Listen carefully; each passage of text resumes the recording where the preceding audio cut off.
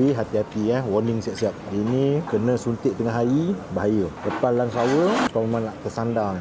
Geng, aku dicabar oleh orang-orang Sungai Buloh untuk perkena ni. Farid line clear nasi kandar. Ramai gila orang Sungai Buloh cabar aku untuk try kat sini. So bismillah. Aku first time, tak pernah rasa lagi. Walaupun aku orang Sungai Buloh, aku tak tahu pun kewujudan dia.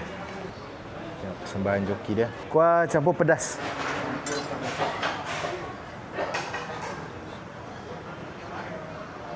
Striker dah. Ayam bawang peha satu.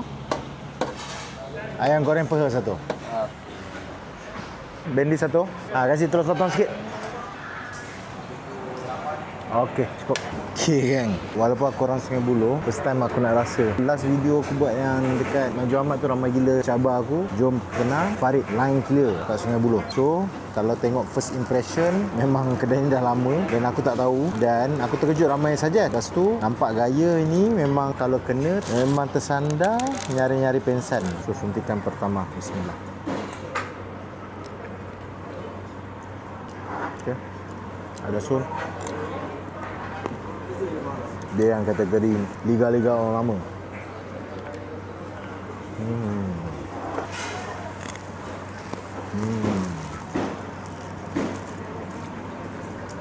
Pedas. Nak ayam goreng striker Striker kanan ayam goreng. Jadi ayam bawang syahdu. Patutlah orang Sungai Buloh ramai saja aku sini. Sedap syahdu punya.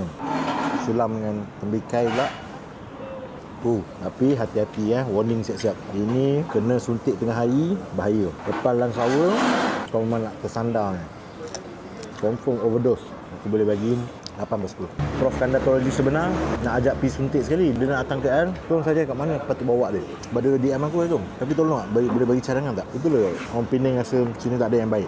Bagi aku ada je yang baik. Yang kat sana pun ada je yang biasa-biasa. Betul tak? Setuju tak? Rupanya Farid ni dah 17 tahun bro. Dia asalnya kat Rahman Putra tepi jalan tu. Orang kata Farid daripada bawah pokok, lepas tu dia dah buka kedai kan. So kat sana ada lagi. So, ini yang keduanya kita nampak. TV3, Melody, Jangan Cek Makan pun dah masuk kan. Memang syahdu. Orang Sungai Buloh, orang sekitarnya wajib try kan. Farid line clear nasi kandar Asur. Profesor Kandatologi Cawangan Sungai Buloh approve. Korang kena try. Next kat mana ya? Cuba komen. Ciao kau.